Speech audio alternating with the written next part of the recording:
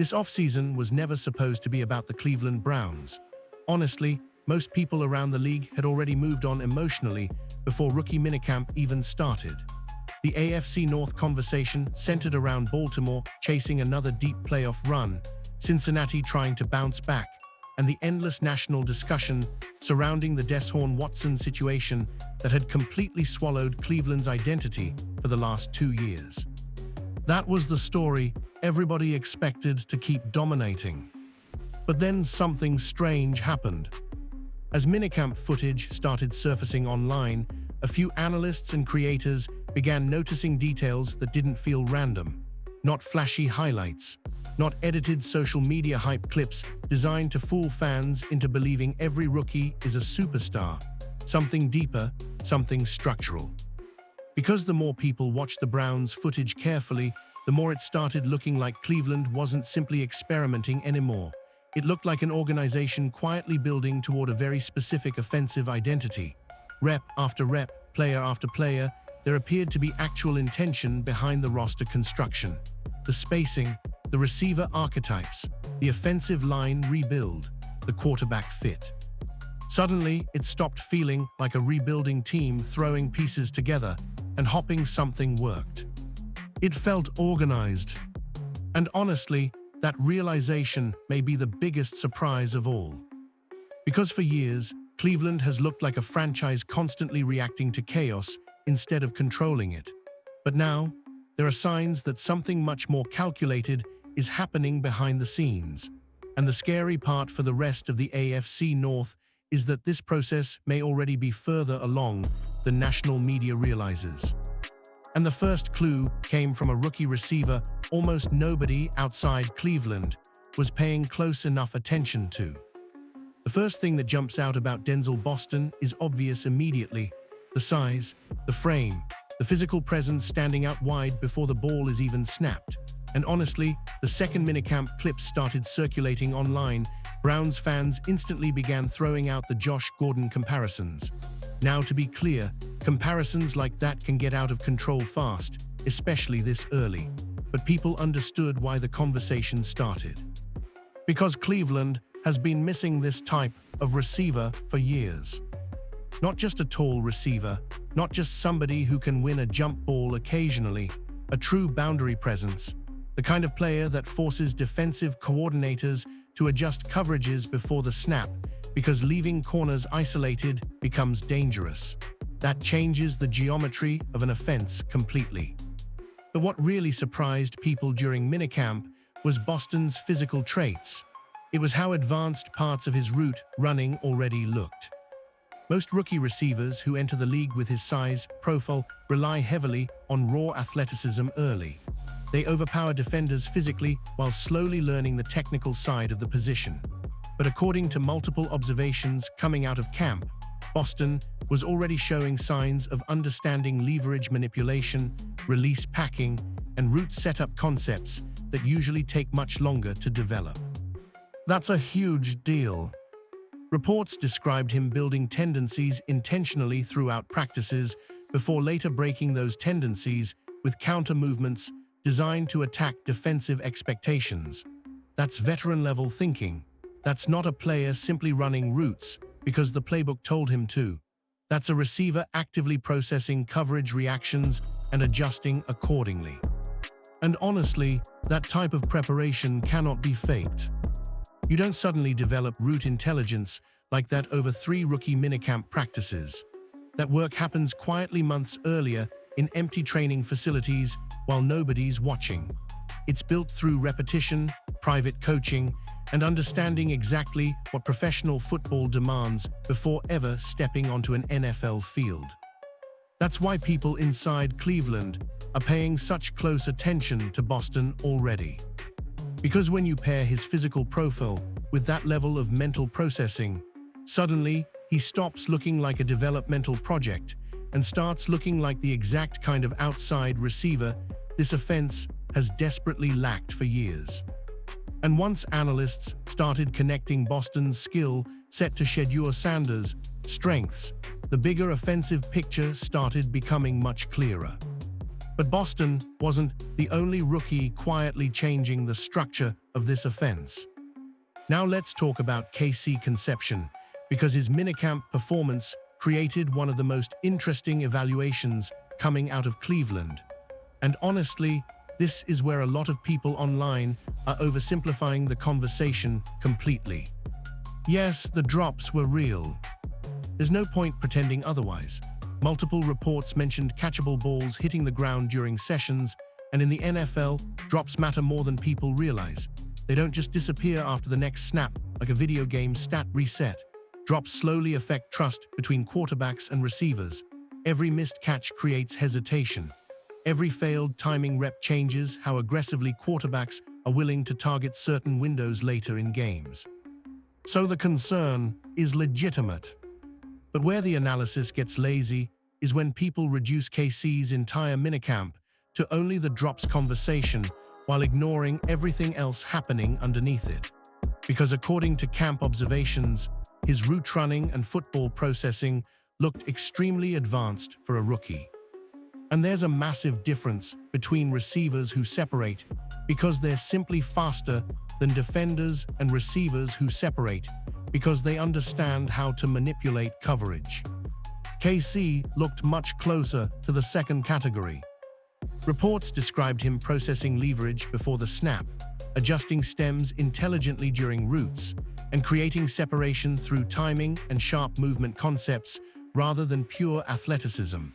That's incredibly important long-term because technical separation usually translates more consistently at the NFL level than raw speed alone. One touchdown rep in particular reportedly stood out because the separation happened before the break even finished developing. That's football IQ. That's understanding how to set defenders up mentally before attacking the actual route window.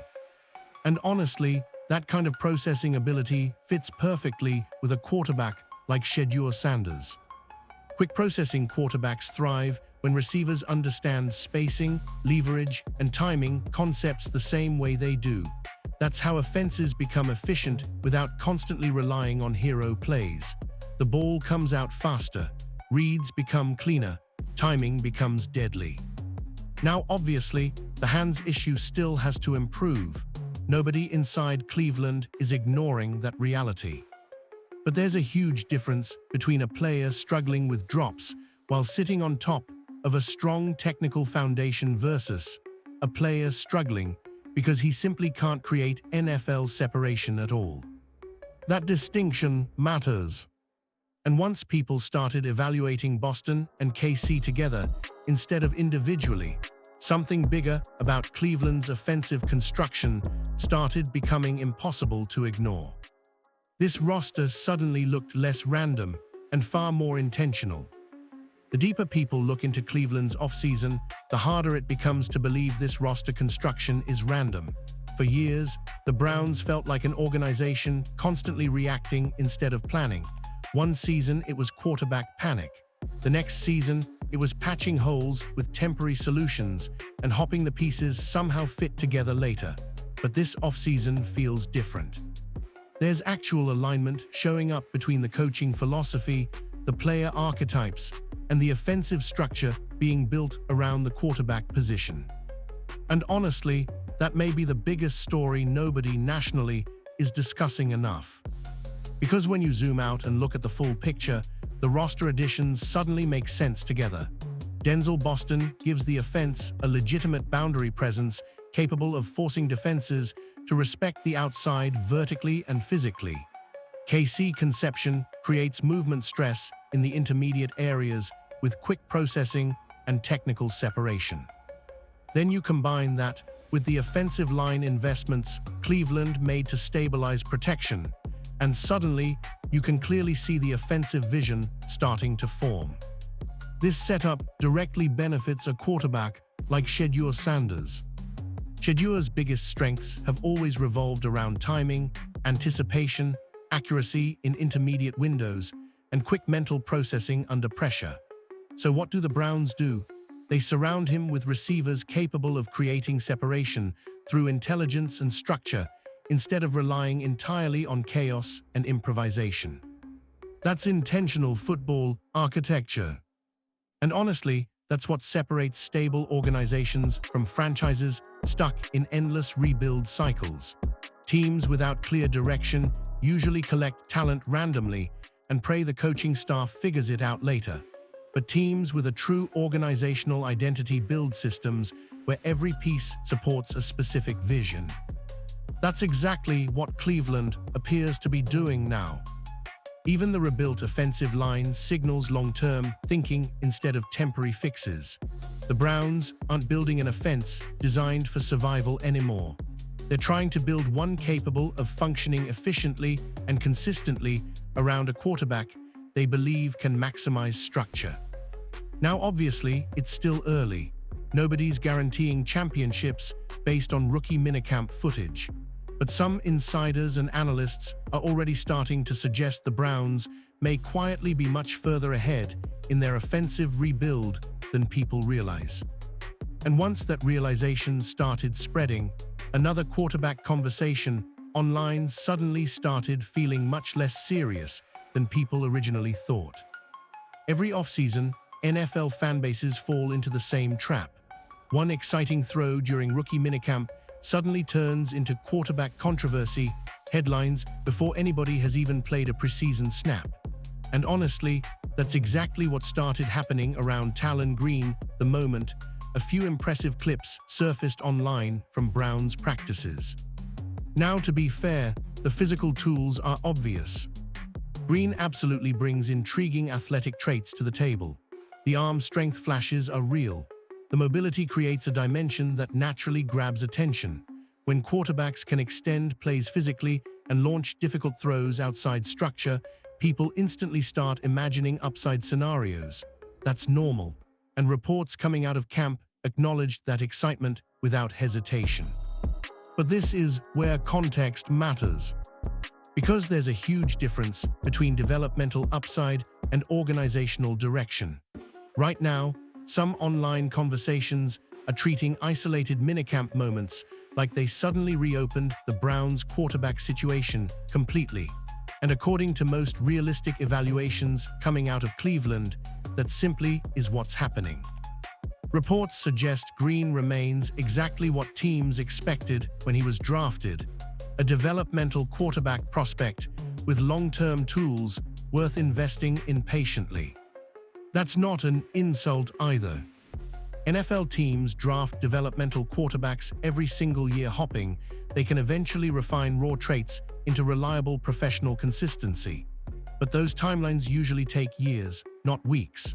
And right now, Green's mechanics, release consistency, and processing still appear to be very early in development compared to what Cleveland is already building structurally around Shedeur Sanders. That's the key difference. Because while Green represents potential down the road, nearly every major offensive investment Cleveland made this offseason points toward maximizing Shedeur's strengths specifically.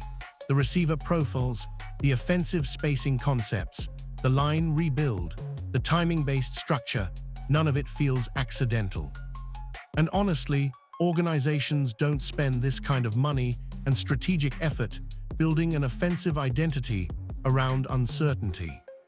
That's why the minicamp hype surrounding Green, while understandable, doesn't appear to be changing the Browns' actual plans internally.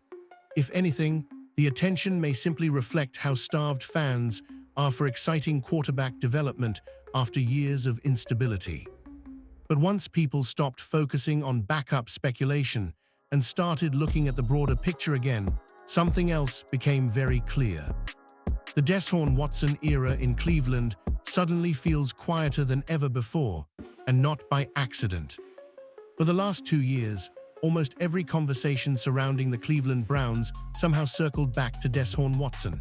Whether it was injuries, expectations, contracts, controversy, or constant media debates, the entire identity of the franchise felt trapped inside that storyline. Even when the Browns tried to focus on football, the gravitational pull of the Watson situation kept dragging the conversation back toward uncertainty. But something feels different now. And honestly, it's not because the organization officially announced some dramatic shift. It's because the actual energy inside the building appears to be moving elsewhere naturally.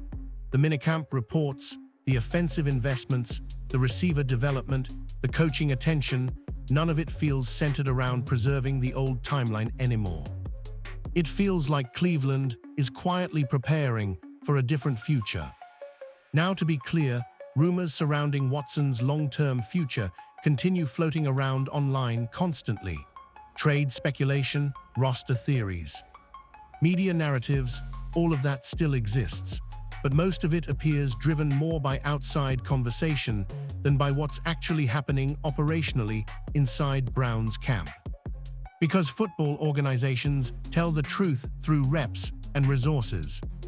And right now, Cleveland's resources appear heavily focused on building chemistry, structure, and continuity around younger offensive pieces connected to Shedeur Sanders.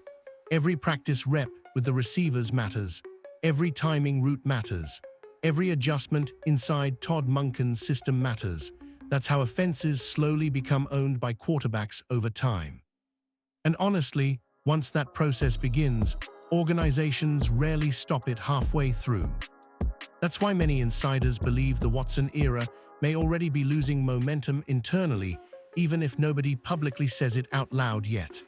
Not because of drama, not because of headlines, but because NFL teams naturally move toward whichever direction creates the most optimism, energy, and long-term stability. Right now, that energy clearly feels connected to the younger core, developing inside this offense. And the craziest part is that the shift doesn't even feel forced.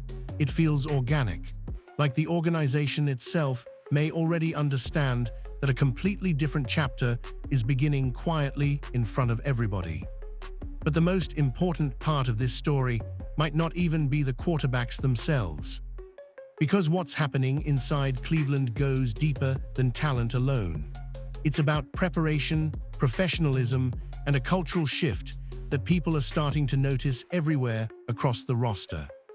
One of the biggest differences between good NFL teams and organizations stuck in endless rebuilding cycles has nothing to do with talent alone. It's culture. And honestly, culture is one of the hardest things to fake during rookie minicamp because preparation shows itself almost immediately once players step onto the field. That's exactly what stood out in Cleveland. According to multiple observations from camp, the Browns rookies didn't look like players trying to make first impressions on the fly. They looked prepared already, and there's a huge difference between those two things. Talented players can survive temporarily on raw athletic ability. Prepared players build trust with coaching staffs much faster because the details reveal themselves instantly on film. Denzel Boston's route intelligence showed that preparation. KC Conception's processing at the top of routes showed it too. Even the timing and spacing concepts within the offense suggested players arrived understanding how seriously this opportunity needed to be treated before minicamp even started. That matters more than casual fans realize. Because NFL coaching staffs can immediately tell which rookies treated the offseason like a vacation and which ones treated it like a competitive advantage. Prepared players arrive with refined footwork, sharper route packing, stronger conditioning, and better mental understanding of how professional systems operate. You cannot fake that through 3 days of walkthroughs. And honestly, Cleveland's rookies looked like players who spent months preparing privately while nobody was watching. That's why some analysts believe the Browns' culture may finally be shifting towards something sustainable instead of chaotic. For years, the organization often felt reactive, but now there are signs of alignment showing up between player preparation, coaching expectations, and roster construction. Even the energy around practices reportedly feels different. Instead of surviving dysfunction constantly, the Browns appear focused on building structure deliberately. Players are treating reps seriously. Coaches are investing deeply in development.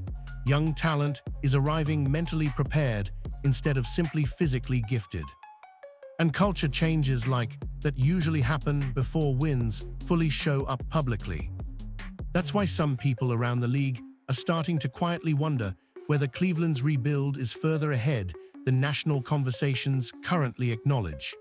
Because when preparation, coaching vision, and roster fit all begin aligning at the same time, organizations can accelerate quickly. And once you combine all those moving pieces together, the offensive structure, the young receivers, the coaching investment, and the growing chemistry around Shedeur Sanders, the bigger picture becomes impossible to ignore anymore. The more you step back and look at everything happening together in Cleveland, the more one thought keeps becoming impossible to ignore. This rebuild may already be further along than most people realize. And honestly, that's probably why the national conversation still feels strangely disconnected from what Browns fans and local analysts are starting to notice inside the building. Because individually, each minicamp storyline sounds small. A rookie receiver showing advanced route concepts, another young target flashing separation skills despite drops, a rebuilt offensive line creating optimism, a quarterback developing chemistry quickly. None of those things alone automatically signal a major transformation. But when all of them start connecting at the same time under one coordinated offensive structure, the picture changes completely. That's what makes Cleveland fascinating right now. Denzel Boston gives the offense the boundary presence it has lacked for years. KC Conception creates movement and spacing stress underneath. Todd Monken appears heavily invested in maximizing timing and processing within the offense. The offensive line rebuild provides stability that allows a quarterback like Shedeur Sanders to actually operate instead of constantly surviving pressure. And suddenly, the identity of the offense becomes visible. Some insiders even believe Cleveland's offensive rebuild is progressing much faster internally than outside coverage currently acknowledges. Not because the Browns are dominating headlines every day, but because the foundational pieces already seem connected philosophically. That's rare in the NFL. A lot of franchises collect talent without ever establishing true offensive coherence. Cleveland finally looks coherent. Now, obviously, there are still legitimate questions. Rookie development is never perfectly linear. Chemistry takes time. Injuries happen. Expectations can spiral out of control quickly if fans crown players too early. But even with all those realities acknowledged, the structure being built underneath this roster feels real. And honestly, that may be the most dangerous part for the rest of the AFC North. Because if the Browns are truly building an offense specifically designed around Shedeur Sanders' strengths while simultaneously surrounding him with prepared young weapons and organizational stability, this team could evolve much faster than expected once meaningful games begin. That's why some people inside football circles are quietly paying closer attention now. Not because Cleveland won a championship in minicamp, but because intentional franchises usually reveal themselves long before the standings catch up publicly. And if the Browns really are ahead of schedule, by the time the rest of the league fully realizes what's happening, Cleveland may already be operating from a position of confidence instead of rebuilding uncertainty anymore.